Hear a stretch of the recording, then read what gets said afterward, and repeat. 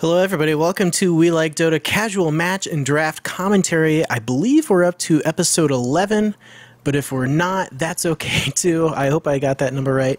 But yeah, this replay comes to us courtesy of our friend of the show, Cheeks-a-Flappin, who will be playing the Abaddon or Abaddon. I kind of say both, but we'll just roll with it. So yeah, it looks like Abaddon and our friend Sausage Coma will be on the Queen of Pain in the off lane. In the mid lane, or heading towards middle lane, I'm not sure if she'll be playing mid. I kind of doubt it.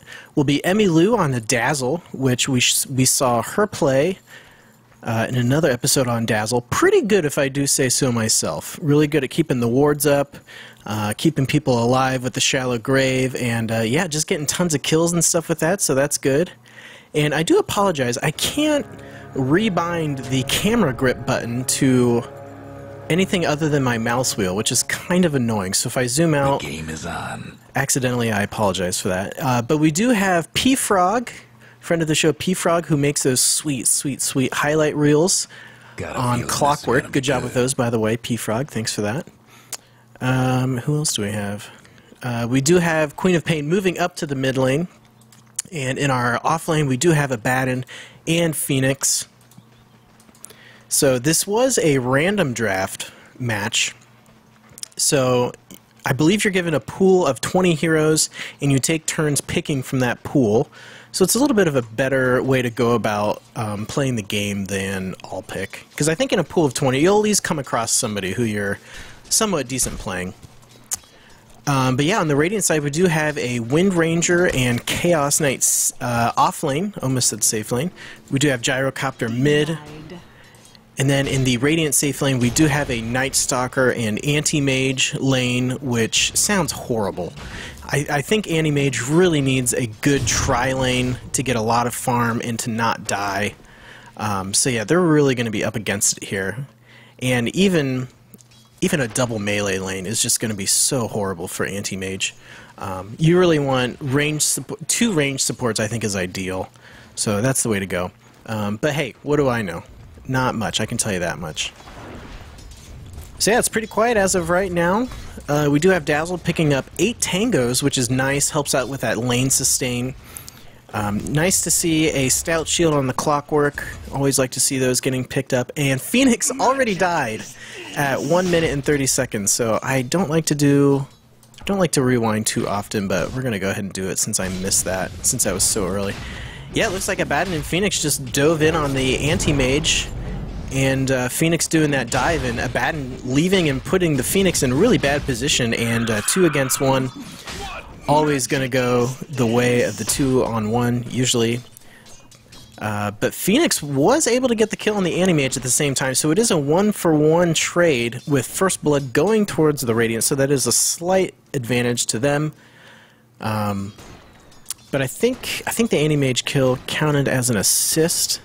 Yeah, between Phoenix and Abaddon, so I guess that's good. We do have Wind Ranger setting up for a power shot, going to be way off the mark. And Dazzle able to trade shots with her, which you always want to do if you're able.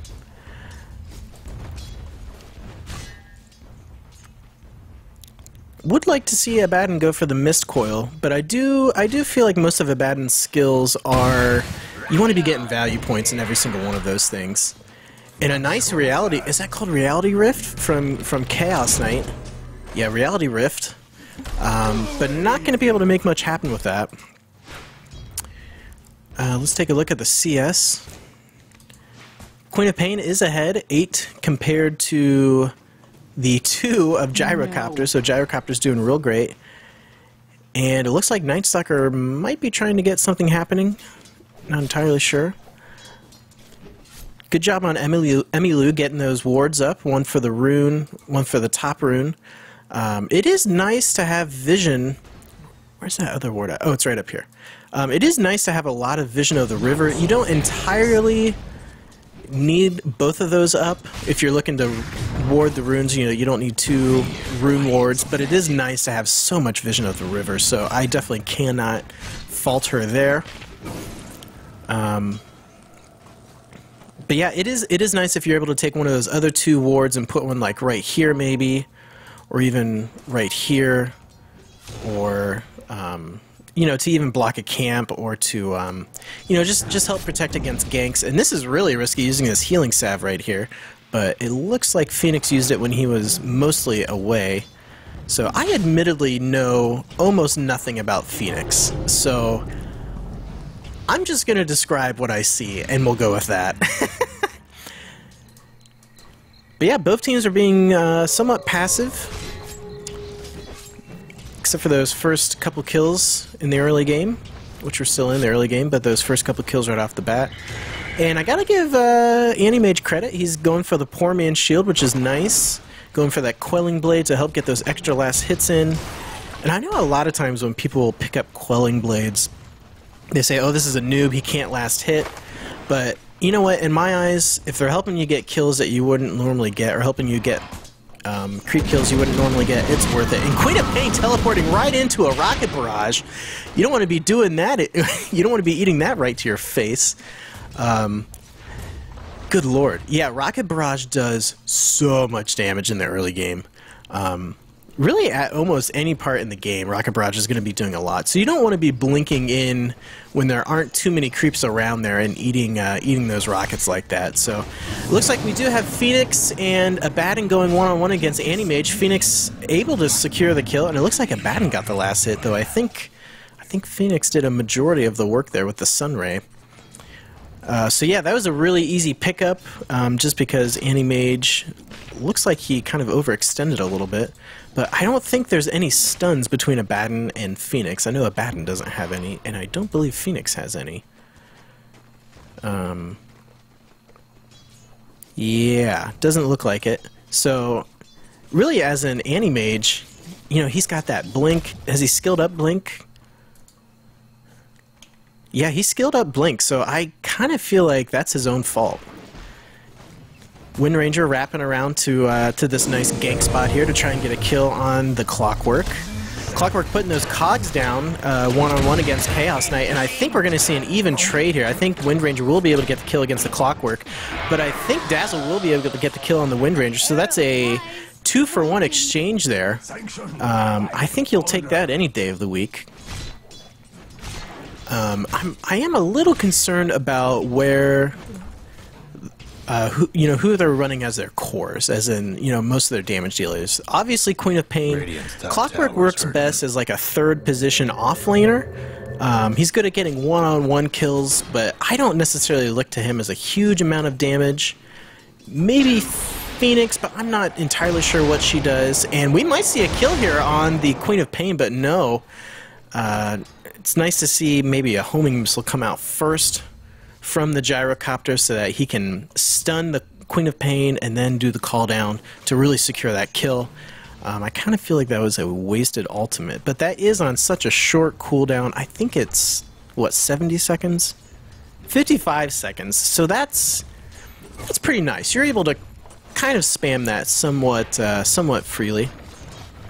But as far as drafts go, I don't know, it's all over the place. I feel like the Radiant has 4 cores and 1 support, but then the Dire have like 3 utilities, or like 3 offlaner potentials. Maybe Abaddon is kind of like a 4 position support, so he's kind of in a weird spot. But yeah, just not too much core damage coming out from the Dire. So we'll see how this all plays out. Looks like Phoenix is going to go down here, using the Aphotic Shield to help soak up some of that damage. And I think Phoenix will be able to get out of here no problem, but Abaddon may have just traded his life, but no, he will get away no problem.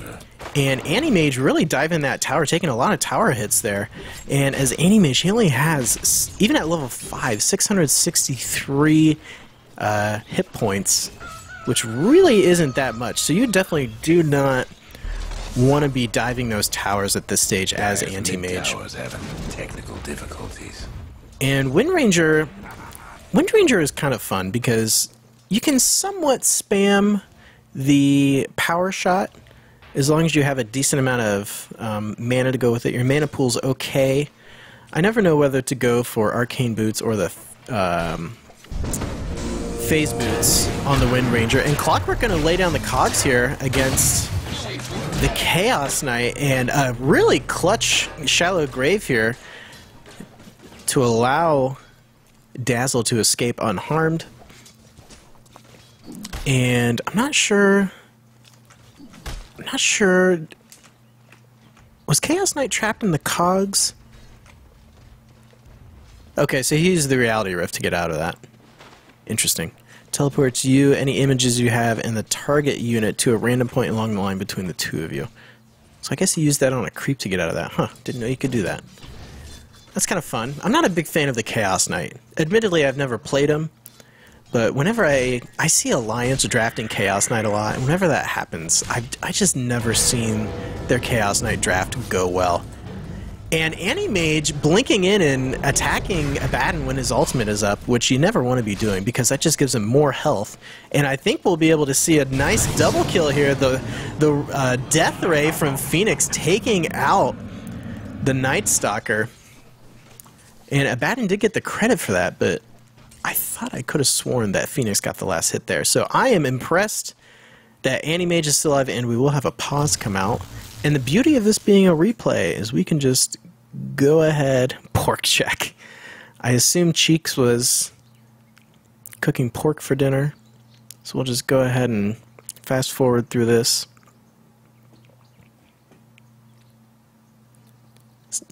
I wouldn't expect this out of you, Cheeks. If you're watching this, this is... Come on, man. You should know to not cook pork while you play Dota 2. That's like one of the first rules of Dota, is when you play Dota, you do not cook pork. Though it is delicious. I do like some good old pork tacos. Oh yeah. Might see a Wind Ranger kill here, but I think she'll be able to get away no problem. Oh, and the Rocket Flare almost killing her. Oh gosh. 50 HP. So close, so close. Does she have the Immortal item? No, she doesn't, because she'd have a trail behind her. But yeah, let's do a quick item check here. Looks like Chaos Knight is going for the Power Treads. We've got Clockwork sitting on a Stout Shield and Wand. Looks like Dazzle's going to be going for a Bracer and a Drum of Endurance after that. Queen of Pain sitting on a Null Talisman. Our mid lane heroes really aren't sitting on all that much items. So I wonder if Sausage Coma is going to be going for a bottle. I kind of feel like it's a little late for that, maybe. So hopefully Sausage Coma will be going for a boot upgrade next. Night Stalker going for Power Treads? Do you get Power Treads? No. See, I'm not sure what he's going for. What do you get with the Glove of Haste? Let's take a look here, friends. Probably Armlet, I would assume. Probably Armlet. Phoenix sitting on that recipe for Urn of Shadows, which I would assume Phoenix bought Urn of Shadows before he died, the recipe for it, because you usually don't want to be sitting on recipes like that. Looks like Abaddon's going to be going for Tranquil Boots. And I heard a Shackle Shot, but it looks like it didn't really latch. And more harassment from Chaos Knight on the Clockwork. I gotta hand it to P-Frog for playing Clockwork, because I've played Clockwork only a couple of times, and he's really difficult to play. And I think anytime somebody picks Pudge, I would rather than pick Clockwork, because Pudge just does not really bring too much to the table for team fights and in a draft. Pudge is only good for Pudge. You know what I mean? Like, he's only good against himself. And I have no idea what this egg thing does. So I assume it does something, but every time it's happened, I've just hit it, and Phoenix has died. So I don't know what's going on. And nice call to pop the ultimate right under the tower there, because whenever you get hit by the tower, it heals you. And I think Abaddon, we're going to see Abaddon go down here, and maybe a 1-for-1 trade, and the Night Stalker getting the kill on the Abaddon. And Night Stalker's down to 65 HP. And we'll live to see another day. So let's double check here. Did Night Stalker get the kill? Let's see here. Abaddon was just kill. Okay, so it was an assist between Anti-Mage and the Night Stalker. We do see Clockwork picking up the Arcane Boots to let him spam his spells a little bit more. And Wind Ranger firing a power shot right into the face of Clockwork. Trouble brewing at Radiant's bottom tower. So poor Animage has really had really a pretty tough game. He's kind of sitting right here in the middle. Actually, I'm surprised he's doing as well as he is. What kind of farm is he looking at? 23. Okay, he's doing okay on farm. It's not too bad. I've seen worse. But yeah, Animage is just real tough. You really have to build a team around him, I feel. Not a big fan of using the rocket barrage like that. I'm a fan of using flat cannon to get kills, and Night Stalker was just killed by Phoenix. Or no, Night Stalker killed Phoenix, excuse me. So, sorry I missed that one. But we do have a Batten walking head-on into Night Stalker, which it is now nighttime, and Animage will teleport, or will blink in, so Animage says, hey guys, I think I can get the kill on the Night Stalker here, but thanks to that increased move speed at nighttime, I don't think a Batten's going to be doing so hot here. And I'm actually impressed he's lived as long as he has, but Animage will get the last hit on the Abaddon and get some much-needed kills for some gold. And that does bring the score 5-6 with our dear We Like Dota listeners ahead at the moment. Let's take a look at the gold graph. More or less even. XP chart favoring the Radiant slightly. And again, use that flat cannon, brother. Use that flat cannon. Get those creep kills. Save the rocket barrage for when you want to go in on a hero.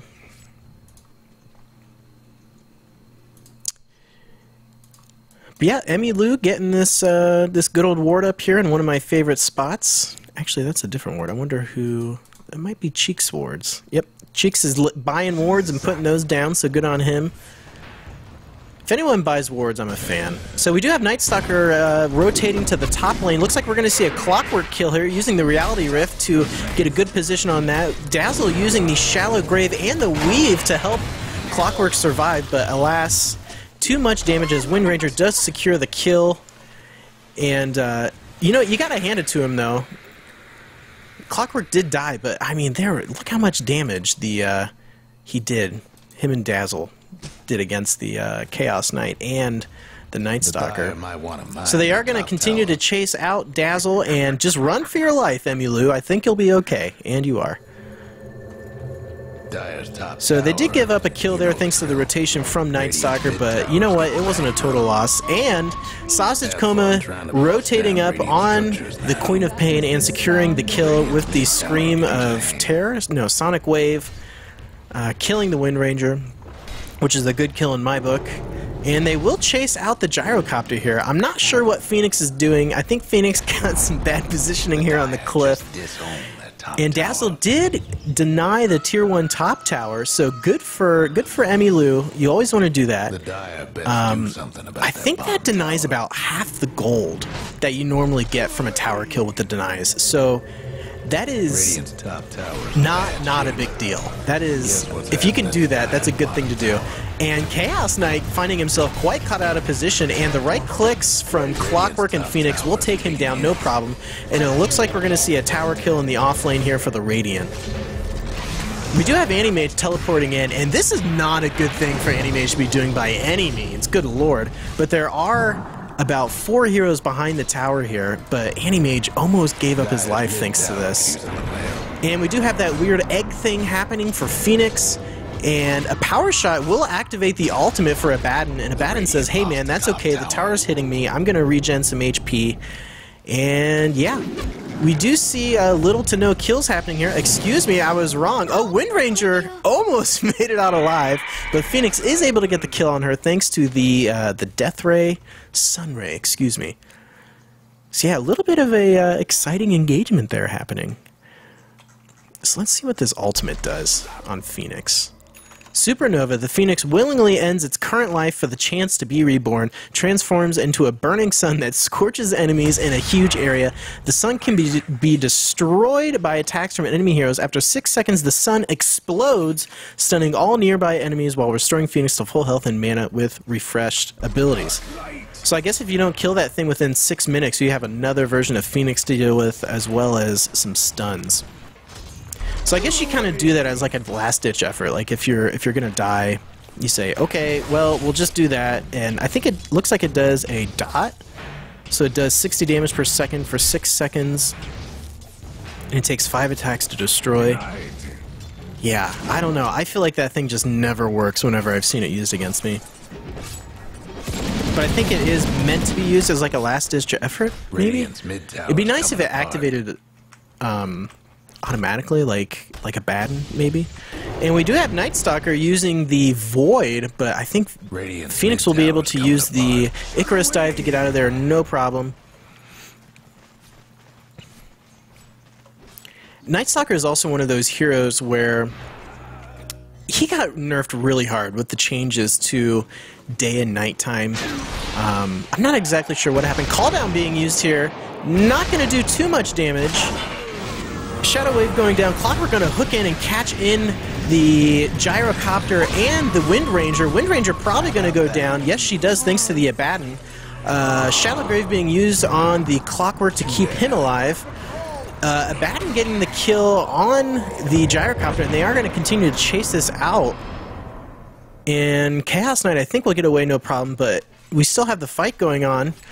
And we do have Clockwork dropping the cogs against the Night Stalker. Not sure if that was smart, because the Void does go down. Anti-Mage does blink in, but I think we're going to see a Night Stalker, Abaddon, and Clockwork kill. So that was a little bit of a 2-for-1 exchange there. And Queen of Pain just cleaning him up there. No problem. I think that was Queen of Pain. Yeah. Yeah, the Anti-Mage kill was an assist, but Queen of Pain did get in on quite a few of those kills. So, yeah, that was a crazy fight. Kind of spread out between 2 locations there. So, yeah, I feel like Anti-Mage doesn't quite understand how fragile he is until he really needs that Battle Fury, really needs that Manta style before he can even begin to think about team fighting for the most part.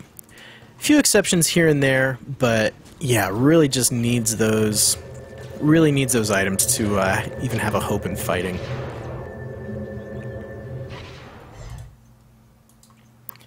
So our friends in the Dire are going to converge in the middle lane here. Looks like we're going to be able to maybe see a Gyrocopter kill here, but the Call Down doing a decent amount of damage. I guess a Harassment Call Down, which I think when it's on a 41-second timer like that, it's okay, but when you see 4 heroes coming your way, you don't want to be using that thing frivolously. The Weave going down, going to help the Dire heroes tank up quite a bit, but we do have, I did hear Clockwork use a hook shot to engage on the Night Stalker. Night Stalker will get the kill on the Clockwork, while the Tier 1 mid tower does go down for the Radiant. Rocket Barrage being used and not doing too much work. Dire's bottom tower's getting the business. Yeah, Dire want to get this kill on the Night Stalker, I think. I think they will be able to, but there's really not too many stuns on the Dire side. In fact, I can't think of any besides that weird ultimate from Phoenix. It looks like the Dire is just going to back up. The Dire best do something about that bottom tower. But yeah, the amount of stuns and disables on the Radiant side definitely are nice. There is the Reality Rift from Chaos Knight, and Wind Ranger does have the Shackle Shot, which is nice if you have. It's nice to chain it onto the end of other stuns. It's kind of like, you know, I like to play Morana. So if you have like a Bane or a Shadow Demon who can set up a stun and then you throw your arrow and really get another nice stun in there, that's kind of what you have to do with Wind Ranger, the similar sort of thing. And the Dire do lose their Tier 1 mid tower, and I think the Dire need to really start looking at their positioning here and getting ready to defend this tower. And they do make it around to the tower and not get caught out in weird positioning. And it looks like Gyrocopter's about to go down here. Does have 54 hit points left, but I think he'll be just fine. I don't think there's any mechs on their side. I don't even think there's an urn.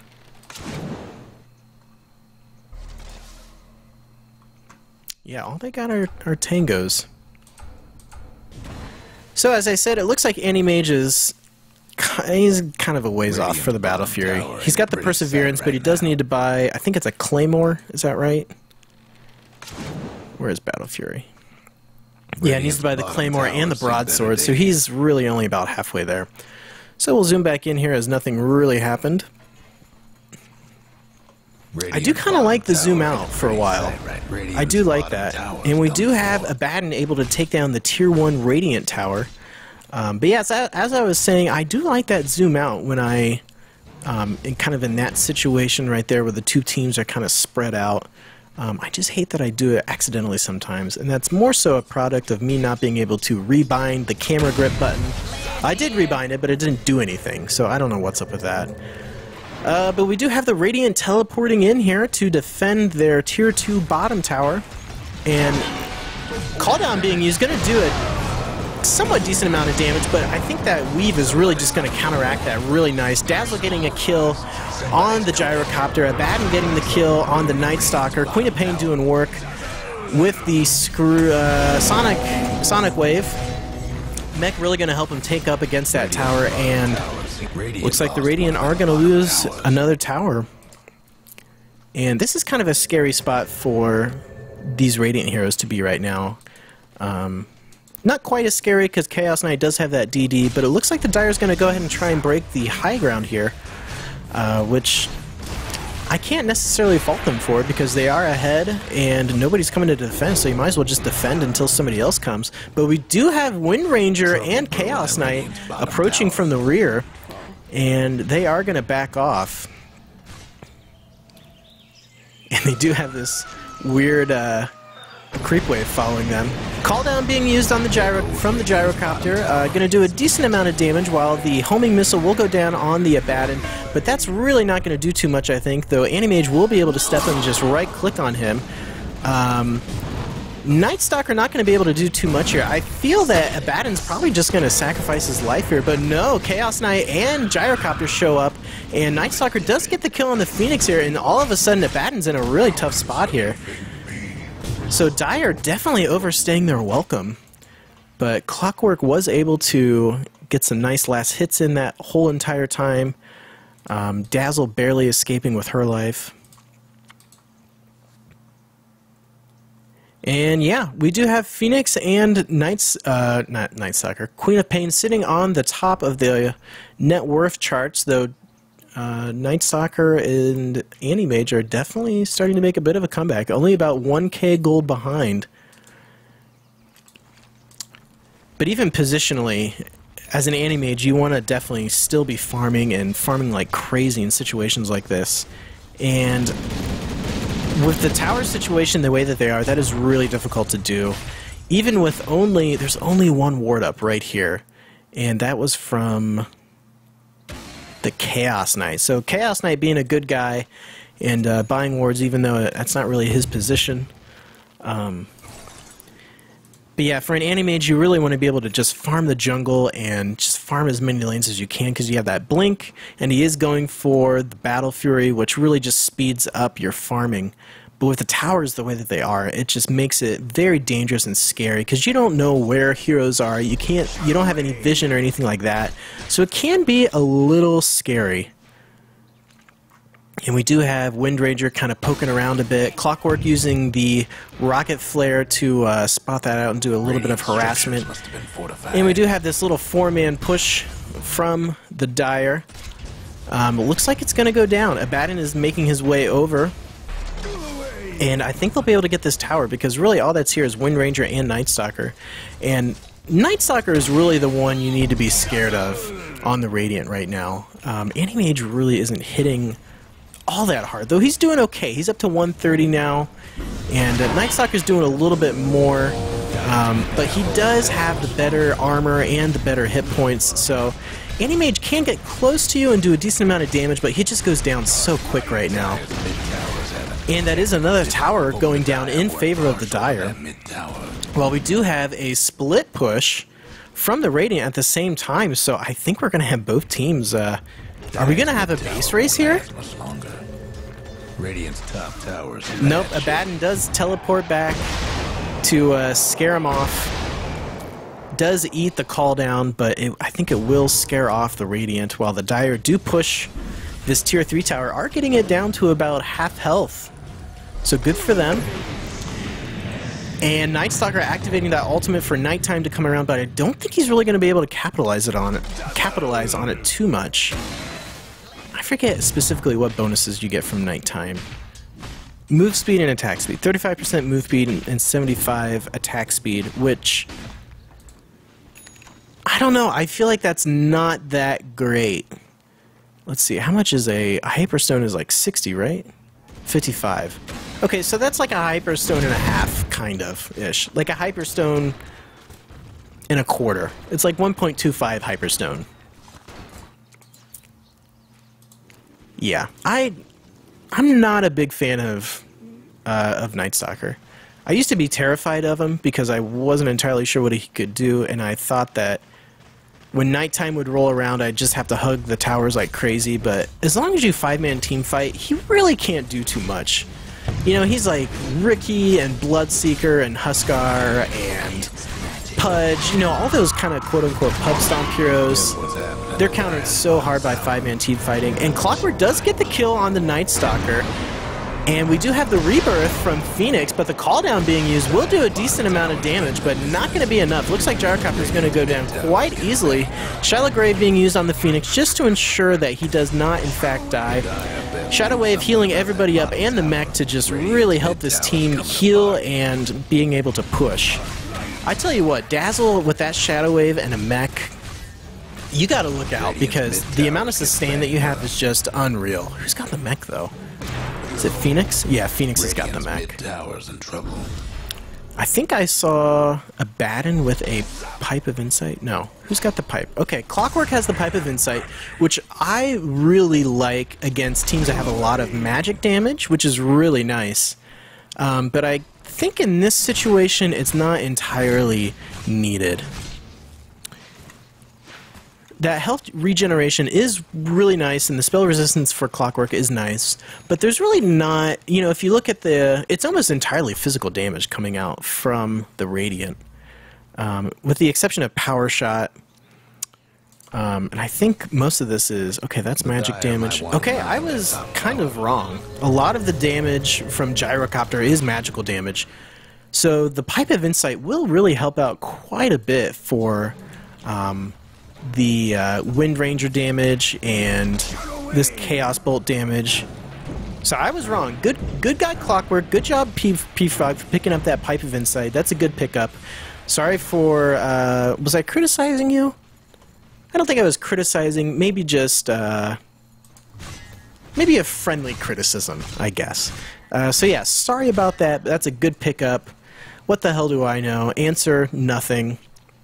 So good work. And we do have a Baden going for the Assault Cuirass, which I am a huge fan of. That's such a good item. Gives enemy heroes in the area a armor debuff while buffing your attack speed and armor. Not a big fan of running in 4v5 or 4v1 here. Yule Scepter of Divinity going to help out with that ultimate. Queen of Pain coming in with the Sonic Wave, going to do quite a bit of damage. The call down not going to do too much. Wind Ranger down and Anti-Mage are down. So, hashtag space created, I guess? I want to say that was a bait from Abaddon's perspective, and we'll just go ahead and assume that that was planned. So, good job, Cheeks-a-Flappin. Good work there. Who is it who has the Yule Scepter? Yeah, Wind Ranger. I love... See, I said earlier I was a big fan of Yule Scepter in one of the earlier episodes of We Like Dota Casual Match and Draft Commentary. But it's especially good with Abaddon, because you see him pop that ultimate, you just use Yule's, and then like half the time that you're in the Cyclone, the ultimate is going, and yeah, really nothing you can do about that unless you have a BKB. So that is for 2.5 seconds. So that's roughly half the time. At level 3, that's definitely half, so that's a little bit more than half at level 2. Good pickup for Wind Ranger. Big fan of this Veil of Discord pickup. This is such a value item, especially on somebody like Lich and maybe to a lesser extent Zeus. You see a lot of people going for Ag Scepter. But if you pick up the Veil of Discord, it gives it causes enemies to take 25% more spell damage, which in some cases costs half. Well, it definitely costs half as much as a Aghanim Scepter, and does almost the same amount of damage, if not more. So that is a very good pickup, and it works for everyone else as well. So that's a good support item. You can use that. The blast catches enemy heroes, and that that works for everyone, not just for you. So I really like that. P-Frog going to be hooking in here against the Anti-Mage, going for the double kill. Phoenix and Queen of Pain cleaning him up there. Yeah, not sure why Anti-Mage. I guess he tried to blink in and help out the Gyrocopter, or no, the Wind Ranger, or whoever he hooked in there. Guess what's happening to Dire's bottom. But yeah, it really goes to show the power of the Clockwork, really able to use those cogs to help out with positioning, and we do have Nightstalker going for the cheeky play here to try and split push, but Radiant's mid tower Clockwork does teleport back in and says, "Not today, my friend." Mid tower ain't doing so good. And this Anti-Mage is just playing fast and hard with his life, and I do hear my wife just walked in, which is always nice. It's nice for wifey to come home. Radiant's mid-rags is out of the picture. And the Dire here are really just pushing this mid lane here, no problem. Call Down going to be used, doing a decent amount of work against the 4 of these, but Queen of Pain able to really just clean up, did huge damage against the Anti-Mage, and I feel like this is just really close to the end of the match here. Tower's getting beat down. Homing Missile going down on the Abaddon, going to catch him out, do a decent stun and a decent amount of damage, but the Mech and the Shadow Wave and the Urn of Shadows going to get him right back up to full health, no problem. And yeah, the Dire just doing work cleaning up here, while we do have Chaos Knight split pushing, Nightstalker split pushing, not going to be able to do too much. Oh, the cogs for Clockwork just off the mark here, as Nightstalker does walk away and just laughs the whole time. But really, the Dire are the ones who get the last laugh here, because they have taken out 2 lanes of racks, and they just need to work on these tier 4 towers, and we'll really be able to just finish the game, no problem.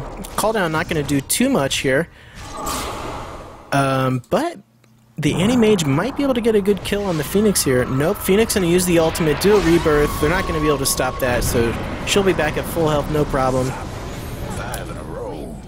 Dazzle getting the kill on Wind Ranger, and not sure where the Anti-Mage went. Anti-Mage did blink out. He does have that Battle Fury online, but look how much creep damage he's taking just from these mega creeps. He almost died, so he is just so ineffective at this point in the game. Shallow Grave going to keep the Abaddon alive. The Phoenix did get a good, or the Phoenix Gyrocopter did get a good, good Sunray, taking out the Nightstalker. But I was going to say that the Gyrocopter did get that good homing missile and rocket barrage. Really, kind of almost took down the Abaddon. And another call down being used solo against the Queen of Pain. Not really going to do too much.